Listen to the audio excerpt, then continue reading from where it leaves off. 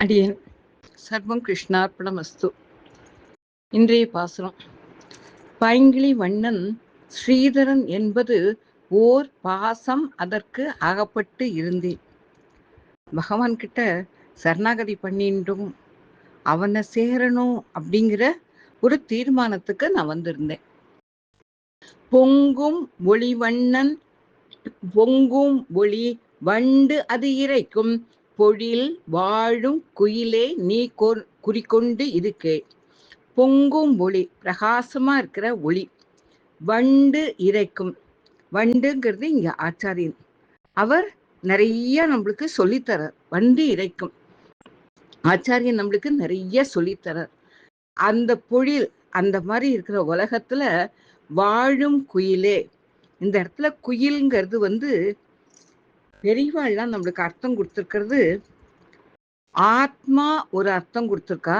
ஆனா ஆத்மாவை விட நெஞ்சுங்கிறது தான் இந்த இடத்துல பொருத்தமா வரும்னு சொல்றா. ஏன்னா எல்லா ஆழ்வார்களும் நெஞ்சதான் சொல்றா. நம்ம கொஞ்சம் நினைச்சு பார்க்கலாம். நம்ம புத்தி நம்ம ஆத்மா ரொம்ப ஒளிமயமானது, ஞானம் மிகுந்தது, வசத்தியானது நம்ம ஆத்மா. ஆனா இந்த மனசு இருக்கே, தறிக்கட்டு ஓடக்கூடியது, எந்த நிலையிலையும் நிக்காததுன்னு நம்ம மனசு. அதனால இந்த இடத்துல குயிலேங்கிறதுக்கு நம்ம மனசுன்னு எடுத்துக்கலாம். குறிக்கொண்டு நீ இதை கேள். நன்னா குறிச்சுக்கோ, நன்னா கவனத்தோட நான் சொல்ற இத நீ கேட்டுக்கோ. சங்கு அதோடு சக்கரத்தான் வர கூவுதல். பகவான் வரணும், அவன் நம்மள ஆழ்கொள்ளணும், அவன் நம்மள சேர்த்துக்கணும். பகவான் வந்தா மட்டும் போறாது, அவனுக்கு மனசு உகந்து அவன் நம்மள சேர்த்துக்கணும். நம்ம எவ்வளவு பூஜை பண்ணாலும் எவ்வளவு புனஸ்காரம் பண்ணாலும் அவன் நம்மள சேர்த்துக்கலனாக்க புண்ணியமே கிடையாது. அதனால்தான் சக்கரத்தான் வர கூவுதல். அவன் நம்மள சேர்த்துக்கிற அளவுக்கு நீ பண்ணு. அப்படி இல்லைன்னா பொன் வளை கொண்டு தருதல். இந்த இடத்துல பொன் வளைங்கிறது, நம் வளைனாலே 2 கையிலையும் போடக்கூடியது. அது ஒரு கை வளை பாவம், ஒரு கை வளை புண்ணியம். இந்த கொண்டு தருதல், இந்த மாதிரி பாவத்தையும் புண்ணியத்தையும் சேர்த்து சேர்த்து நான் இந்த உலகத்திலேயே இருந்துக்கிறேன், பிறக்கிறேன் இறக்குறேன், பிறக்கிறேன் இறக்குறேன், இந்த சக்கரத்திலேயே வாழ்ந்துக்கிறேன் அப்படிங்கிற ஒரு மனசோட இருக்கிறது. இங்கு உள்ள கா அதனில் வாழ கருதில். இங்க உள்ள கானாக்க குயிலுக்கு காங்கிறது பொந்து, நம்மளுடைய மனசுக்கு காங்கிறது நம்மளுடைய ஹிருதயம். இந்த இடத்துல கா அப்படின்னா உலகம் அப்படிங்கிற அர்த்தம் வரும். இங்க உள்ள கா அதனை, இங்க இருக்கிற உலகத்துல வாழணும்னாக்க, வாழ கருதில் வாழணும்னாக்க 2 அதில் ஒன்றில் திண்ணம் வேண்டும். ஒன்னா நான் பிறந்து இறந்து பிறந்து சட்டையை மாத்திராப்புல பிறவி எடுத்துட்டே இருக்கேன். அப்படி இல்லையா, எனக்கு வேண்டாம், இந்த உலகமே வேண்டாம்.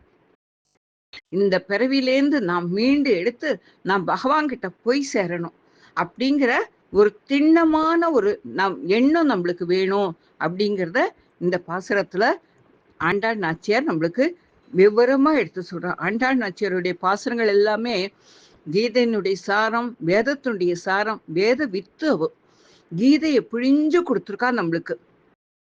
இது எல்லாத்தையும் கொஞ்சம் தெரிஞ்சுக்கணும். நம்ம தெரிஞ்சின்ற மனதான் இந்த வாழ்க்கை எவ்வளோ அனித்தியமானது, இதுல எல்லாமே அழிஞ்சு போகக்கூடியது, அழியாதது பரமபதம், அங்க போகணுங்கிற ஒரு எண்ணம் நம்மளுக்கு வரும்.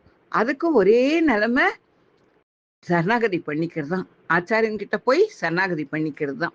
அடுத்து தேசிகர் தன்னிலை அது காட்டி தனிமை உகந்து தனி தகவு அதால்.